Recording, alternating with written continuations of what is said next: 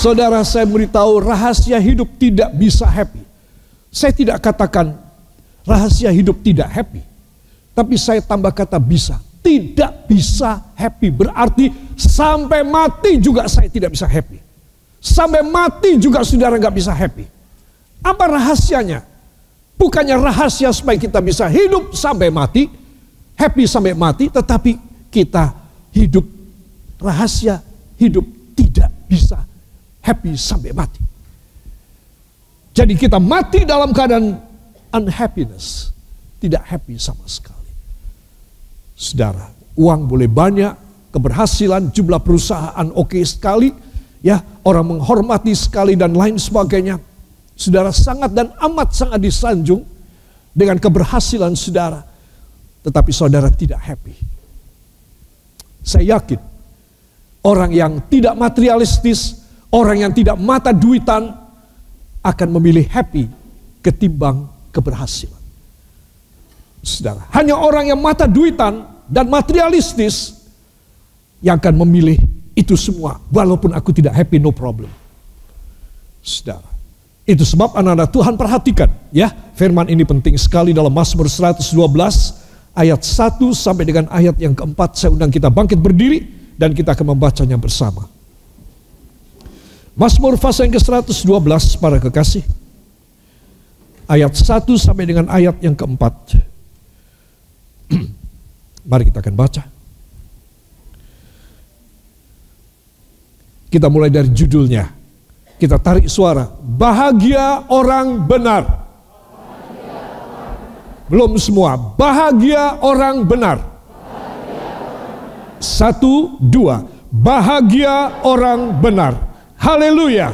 Berbahagialah orang yang takut akan Tuhan, yang sangat suka kepada segala perintahnya. Anak cucunya akan perkasa di bumi. Angkatan orang benar akan diberkati. Harta dan kekayaan ada dalam rumahnya. Kebajikannya tetap untuk selamanya. Di dalam gelap terbit terang bagi orang benar. Pengasih dan penyayang orang yang adil. Amin. Terima kasih. Silakan duduk kembali. Bahagia orang benar. Terus rahasianya langsung kita tahu siapa yang akan hidup bahagia. Siapa yang akan hidup bahagia? Orang benar. Terus orang yang tidak benar tidak mungkin bahagia. Saudara, bahagia tidak ditentukan apakah saudara punya suami, masih ada, istri masih ada, punya anak, punya karir, punya tabungan yang besar, punya masa depan dan prospek hidup saudara hebat. Tidak, kebahagiaan tergantung kepada kebenaran saudara hidup semasa hidup di dunia. Hanya mereka yang hidup benar pasti bahagia. Itu sebab saya dan saudara harus pilih yang ini. Katakan, saya harus pilih yang ini. Supaya hidup saya dekat dengan Tuhan. Dan apa saja yang saya mohon, yang berkenan di hatinya, saya pasti diberi jauh lebih banyak dari yang saya pikirkan dan yang saya doakan. Amin. Pegang perjanjian firman dan engkau akan happy.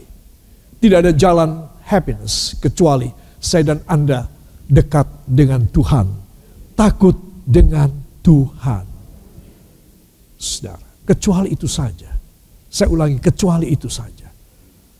Walaupun saudara tidak mempunyai harta yang besar, gaji kecil, pas-pasan sekali, tapi kalau saudara dekat dengan Tuhan, Tuhan tidak akan biarkan saudara di dalam kekurangan. Tuhan tidak akan membiarkan saudara di dalam keadaan kesusahan. Asal saudara mau beli atau saudara mau bayar, saudara, engkau harus berdoa lama, engkau harus mikir benar. Engkau harus memilah mana yang harus aku nomor satukan dengan uangku yang sedikit ini. Dan itu nanti nomor 2 deh, atau bulan depan atau 2 bulan lagi. Maafkan saya. Kan saya pernah ngalamin bersama Ibu Gembala. Tetapi saya beritahu, Itu satu ujian buat saya dan tidak lama. Tidak lama. Setelah itu anugerah Tuhan yang dahsyat dan besar Tuhan berikan kepada kami. Itu luar biasa. Kenapa? Ketika orang mengalami ujian, kesesakan di dalam finansial, keuangan, kesempatan kerja, dan keberhasilan yang lain, ketika orang mengalami hambatan-hambatan dan minus bahkan defisit, maka saya beritahu, kalau orang ini tetap hidup dalam kebenaran, Tuhan memberi nomor 1A, harta yang besar, B, kebahagiaan. B, kebahagiaan. Saudara, Tuhan tahu kamu akan sanggup, anakku, menanggung semua beban keadaan keuanganmu yang parah, sakitmu yang tak kunjung sembuh. Kalau kamu hidup benar, kamu tahu bahwa kamu akan cepat aku bantu, cepat aku buat terobosan. Katakan terobosan ilahi. Dalam nama Yesus. Bila saya hidup benar, selain bahagia, ada terobosan ilahi. Amin. Pegang. Pakai. Ini saudara harus gunakan. Ini voucher saudara. Ini adalah kupon saudara. Ini adalah bonus saudara yang hebat dan dahsyat. Saudara, itu sebab saya ingin supaya kita semuanya, jemaat Tuhan yang kekasih dan saudara yang ada di luar sana, perhatikan baik-baik jalan untuk saudara happy, dekat dengan Tuhan, hidup dalam kebenaran. Maka tidak ada yang mustahil buat saudara. Tidak nanti 1 menit pun dalam sejarah dan momentum hidup saudara, saudara tidak happy. Saudara bisa mengalami kecewa, sedih, merasa kehilangan. Tapi saudara menjadi happy. Karena saudara ingat akan perjanjian dari Tuhan. Lebih daripada semua perkara yang saudara idamkan. Lebih dari segala perkara yang saudara sudah kehilangan. Lebih dari segala perkara yang saudara sedang perjuangkan. I say this because it is the very prime thing for every living humankind. Semua orang hidup membutuhkan sesuatu di mana dia harus mendapatkan mujizat. Cuma dia tidak mengakuinya. Kalau dia mau mengakuinya, dia akan percaya pada Injil, kepada firman. Kalau dia mau mengakuinya, dia akan datang kepada Juru Selamat dunia. Siapa namanya? Tuhan Yesus Kristus. Juru Selamat dunia. Siapa namanya? Tuhan Yesus Kristus. Beri tepuk tangan bagi dia.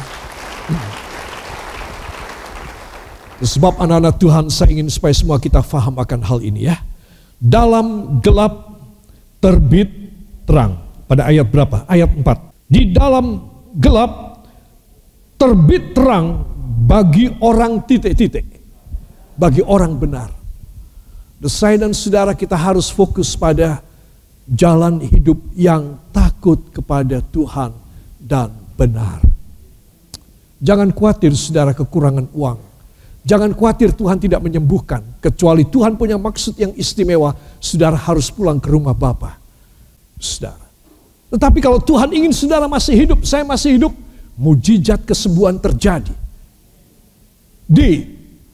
Terjadi. Semua katakan kecuali. Yang terbaik akan diberikan kepada orang yang sakit ini. Yaitu pulang ke rumah Bapa. Amin. Ya. Dalam gelap terbit terang, kata ayat 4 tadi. Ya saudara, apa yang membuat gelap? Yang membuat gelap adalah apa? Apa? Kuasa iblis. Jangan percaya bahwa dia memberikan kebahagiaan. Jangan percaya bahwa dia memberikan berkat kepada saudara. Saudara, tidak.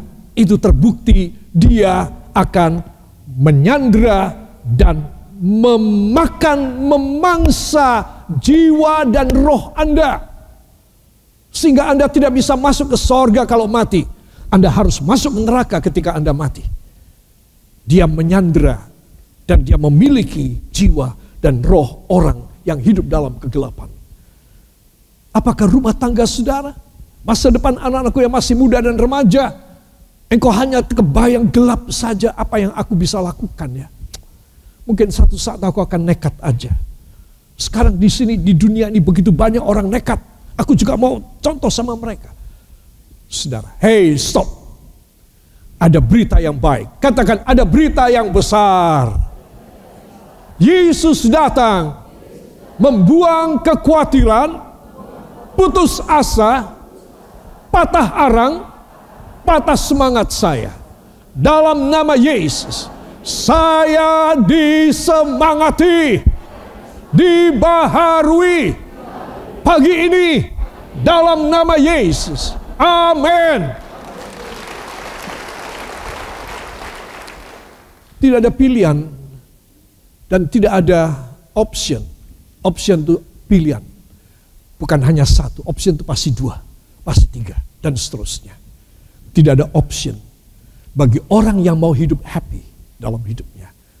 Hubungan suami dan istri yang tidak harmonis, saudara, menghasilkan keturunan yang jelek. Saya ulangi, menghasilkan keturunan yang jelek. Walaupun sudah terlanjur, dia sudah umur 7 tahun atau umur 17 tahun, tapi akan menghasilkan keturunan yang jelek. Perhatikan baik-baik. Bukan saya yang bilang. Alkitab yang bilang, 1, 2. Para ahli pendidikan, para educator, para psikolog, para filsuf dunia mengatakan demikian. Semua setuju dengan apa yang Alkitab tuliskan.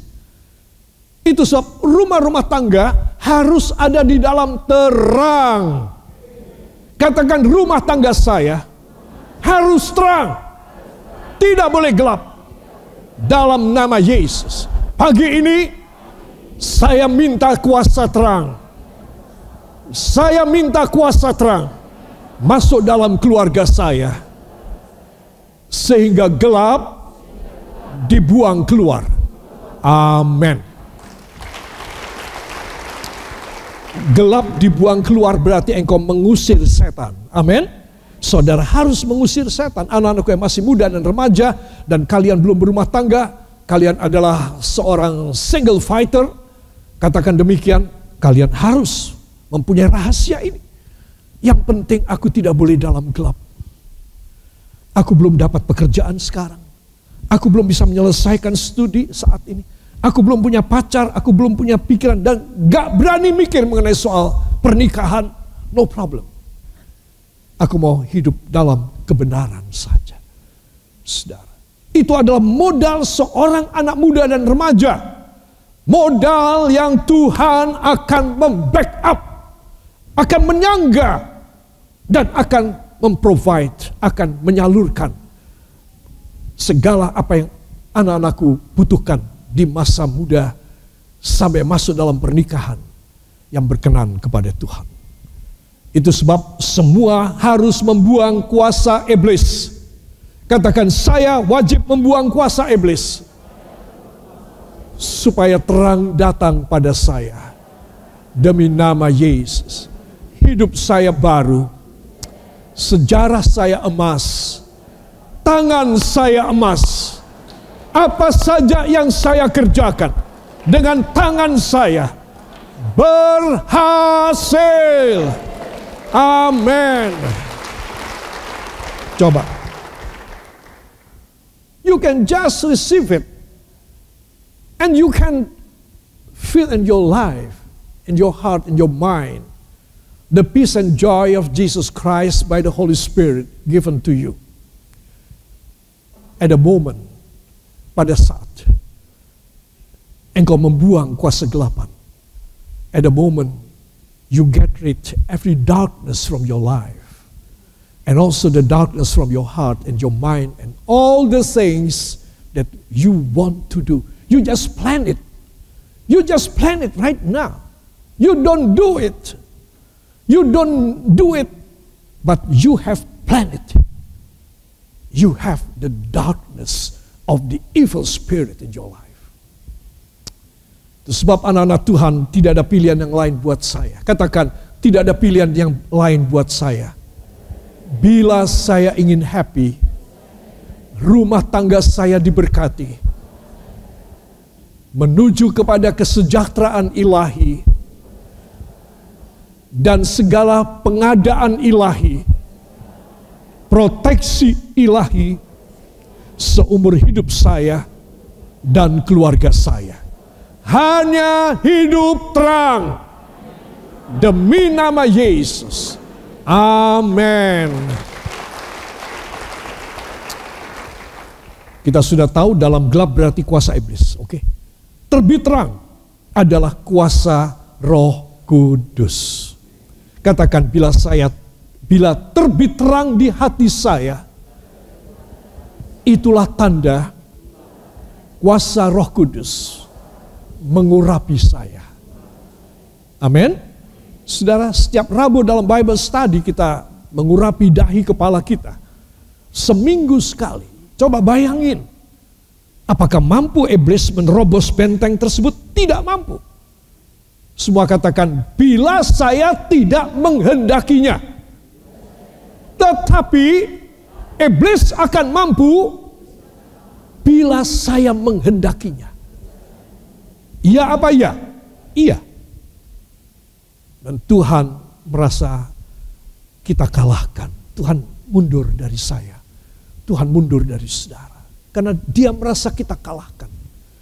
Kita menghendaki setan, kuasa gelap, untuk kita berbuat dosa sejenak atau seterusnya. Tuhan mundur teratur dari hidup saya. Roh Kudus cabut dari saudara, dari hidup saya. Sekalipun saudara sehari 7 kali mengurapi dahi saudara. Bukan batuk loh ya. Dahi saudara. Sekalipun. Katakan sekalipun. Tuhan tetap undur dari saya.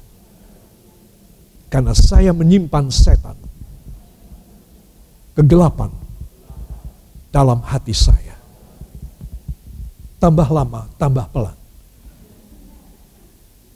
Agukkan kepala ke samping Anda. Bawa sing semangat apa orek ya. Saya ingin supaya semua saudara menyadari akan hal ini.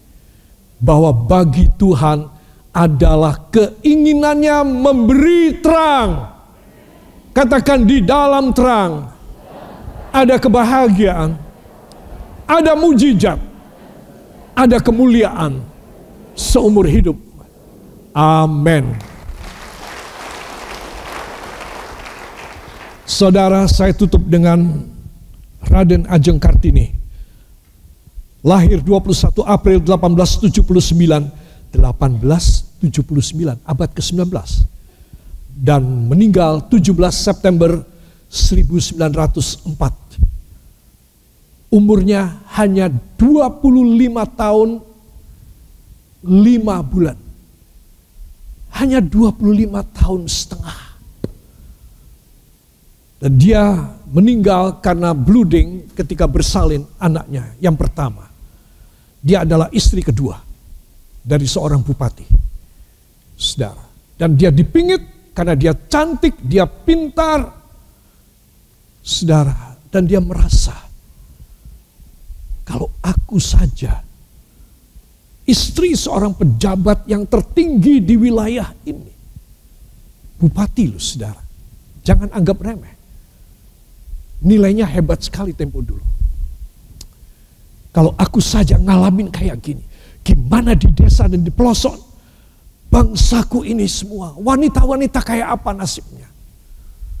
Sudah mereka nggak pegang uang, ditindas oleh suaminya barangkali, mereka tidak punya hak untuk cari uang, mereka tidak boleh berusaha ini itu segala macam, mereka harus ada tinggal di rumah dan dipingit saja.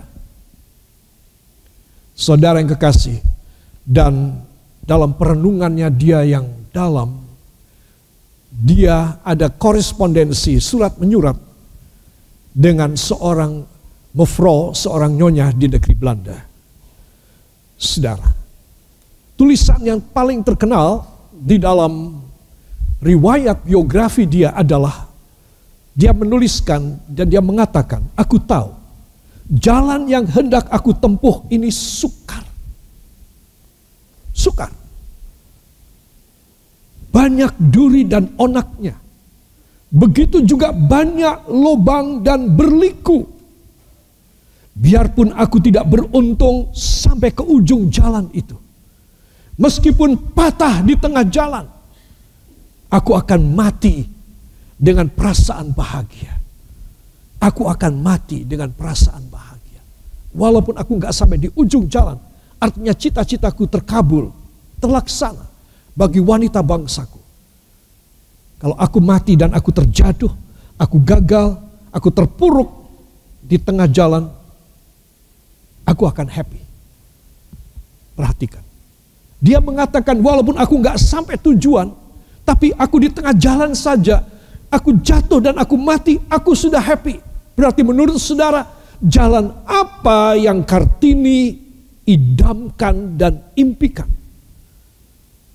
Jalan keberhasilan, jalan kebahagiaan, jalan keselamatan. Itu yang dia inginkan. Kalaupun aku nggak sampai di ujung jalan, aku mati di tengah jalan, no problem. Aku cukup puas. Cukup puas karena dia tahu keadaan saat itu. Dia tidak bisa berbuat apapun. Wanita priayi sekalipun, istri bupati sekalipun, dia tidak bisa bikin apapun. Terus, sebab jalannya telah dirintis, aku telah ikut membantu membuka jalan menuju ke arah perempuan bumi putra yang merdeka dan berdiri sendiri. Saudara, itu yang ditulis oleh dia dan ditulis oleh Meneer C.H. Abendanon dengan judul bukunya adalah Door Destiny tot Licht, dari kegelapan menuju pada terang. Saudara, di sini dia menguraikan ungkapan isi hati dia yang gak boleh dia bilang sama suaminya. Wah, bisa terjadi KDRT nanti. Dia harus tahan untuk dirinya sendiri. Itu sebab lampiasan isi hatinya hanya korespondensi. Dengan siapa? Itu pada tahun 1911 diterbitkan buku itu, Door Destiny tot Licht, oleh Abendanon. Kumpulan surat-suratnya kepada Mevrouw Nyonya Estella Sihandelar di negeri Belanda. Saudara, perhatikan berikut. Dia mengatakan, terkadang kesulitan harus kamu rasakan terlebih dahulu sebelum kebahagiaan yang sempurna datang kepadamu. Dan dia tidak pernah mengalami kebahagiaan yang sempurna. Tidak pernah. Dia mati muda. Dalam keadaan dia tidak kuat bersalin. Saudara. Usianya hanya 25 tahun 5 bulan. Wafat setelah bleeding bersalin. Cerdas, dinamis. Itu sebab pemerintah penjajah, pemerintah negeri Belanda, dia memberikan beasiswa kepadanya. Tapi karena dia di bawah suaminya dan dia dipingit tidak boleh keluar rumah, tidak boleh ke pasar, tidak boleh ke mall. Sudah ada mall belum ya waktu itu? Belum ada mall. Ya, tidak boleh kemana-mana. Harus di dalam rumah saja. Itu sebab dia tidak bisa memenuhi anugerah dari negeri Belanda, dari kerajaan Belanda untuk dia diberi beasiswa dan menjadi mahasiswa dan berhasil di negeri Belanda. Dia harus tinggal sebagai ibu rumah tangga saja. Dan itu sebab dia punya beasiswa dia berikan pada Agus Salim. Di semua kota ada jalan namanya Haji Agus Salim. Dia mendapat warisan beasiswa scholarship dari R.A. Kartini. Saudara, ya. Nah, seterusnya apa? Kartini terkesan dengan buku seorang teolog. Nama teolog ini adalah Petrus Augusta de Genenstedt. Saudara, dia teolog Belanda. Dan mungkin karena dia membaca berulang kali buku daripada Petrus ini, saudara, maka dia terinspirasi. Sudah tentu Petrus, dia menuliskan berdasarkan ayat firman. Tadi ayat firman mana yang kita baca yang menyatakan habis gelap terbit terang? Mazmur 112 ayat 4. Ojo lali ya, jangan lupa. Ya, Mazmur 112 ayat yang keempat. Itulah yang mempengaruhi dia. Sehingga dia kemudian mengatakan tadi yang kita sudah baca. Ya. Kartini tidak memakai kekerasan dalam perjuangan bagi wanita bangsanya. Hanya tulisan dan karya nyata. Diam-diam dia ambil beras dari gudang. Dan dia keluar dan dia suruh panggil orang. Ibu-ibu desa datang dan dia cepat memberikannya. Kadang-kadang pakaian dia kasih. Dia tidak bisa bikin apapun. Dia tidak boleh keluar. Dia tidak boleh mengunjungi warganya. Rakyatnya yang dipimpin oleh suaminya. Tidak boleh sama sekali. Jadi dia menjumpai rakyatnya, para wanita-wanita tua. Dan gadis-gadis yang masih muda di pagar pintu belakang kabupaten. Dia bisa berdialog di sana. Saudara bayangkan. Karena jasanya tersebut yang menyulut semangat, mengagitasi semangat para wanita yang lain, maka dia diangkat menjadi pahlawan nasional. Saudara, saya ingin menekankan, dia tidak pakai kekerasan dalam memperjuangkan cita-cita mulianya bagi perempuan Indonesia. Tidak pakai cara kekerasan. Ibu-ibu yang ada di sini,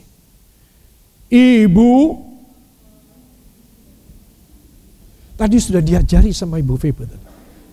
Apa? Jawabannya gimana? Siap. Ya. Ibu perhatikan. Apakah ibu di rumah memperjuangkan sesuatu ide, sesuatu maksud yang baik di hadapan suami dengan membentak, dengan marah, mengancam, ora tak masake loh kowe.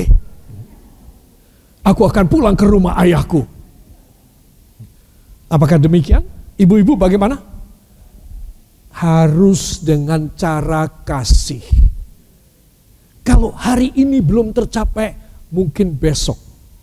Mungkin lusa. Sambil jotos gitu. Ya. Ibu, saya mau tanya, siapa di sini yang pernah membanting suaminya?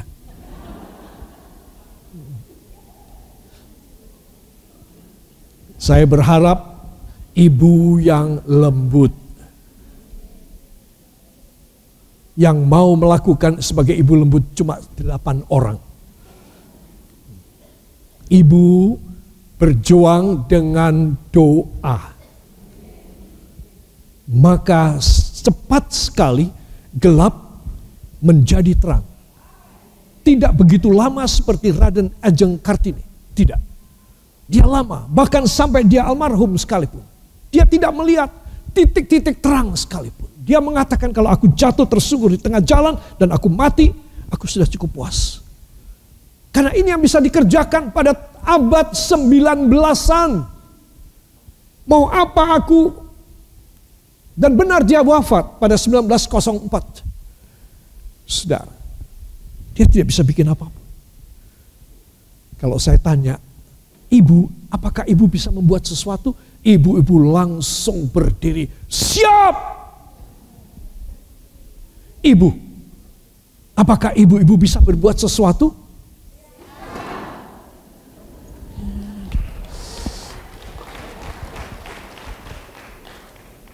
Ya, kelihatannya semua mau jadi penonton, amin ya. Cuma menonton ya di sini ya, luar biasa. Jadi kita harus, para wanita, kita harus menyiapkan diri dengan baik. Kok kita sih? Aku gak termasuk kok. Ya, saya kan laki ya, bukan wanita. Saudara kaum wanita harus untuk memiliki satu semangat. Aku harus membuang kegelapan sehingga terang masuk di dalam rumah tanggaku.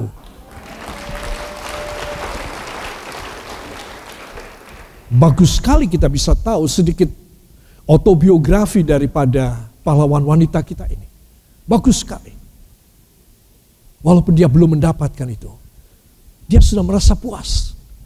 Berarti ada satu perjuangan, gejolak yang membara dalam hatinya. agar para perempuan bangsanya tidak tertindas semacam dia. Apalagi di desa yang miskin, yang kaya, yang priayi saja. Gak bisa kok.